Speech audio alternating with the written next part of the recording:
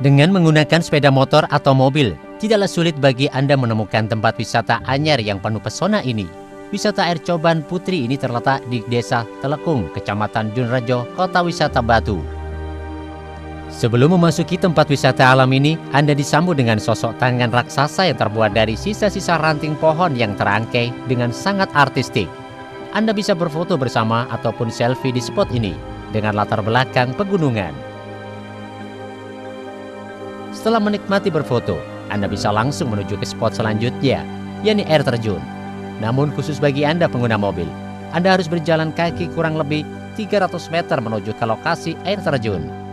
Meski terbilang lelah, namun suguhan pemandangan serta udara sejuk sepanjang jalan menuju air terjun seakan lelah Anda terbayarkan. Dua air terjun yang turun di antara bebatuan menjadi pemandangan yang sangat eksotis. Di tempat wisata ini, Anda juga bisa menikmati dinginnya air terjun dengan berendam di sebuah kolam yang sudah disediakan di bawah langsung air terjun Coban Putri. Selain menikmati dinginnya suasana di lokasi air terjun, Anda juga bisa menikmati ayunan dan spot foto di atas pohon. Salah seorang pengunjung mengatakan, sangat menikmati air terjun Coban Putri ini karena akses yang tidak begitu susah serta banyaknya spot foto menarik dan suasana alamnya yang masih sangat asri.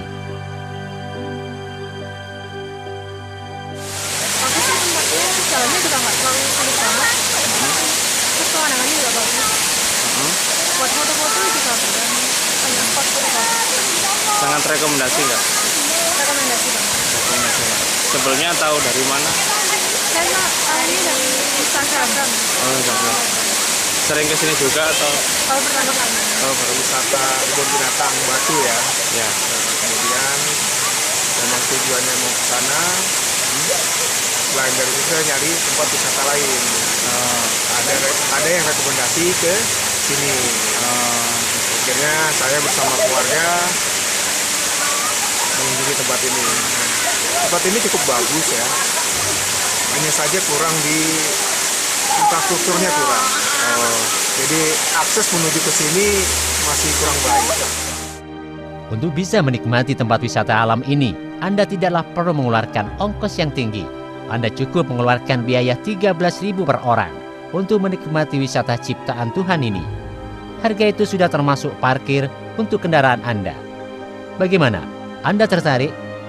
Dari Malang, Tuh Priyono, BBS TV.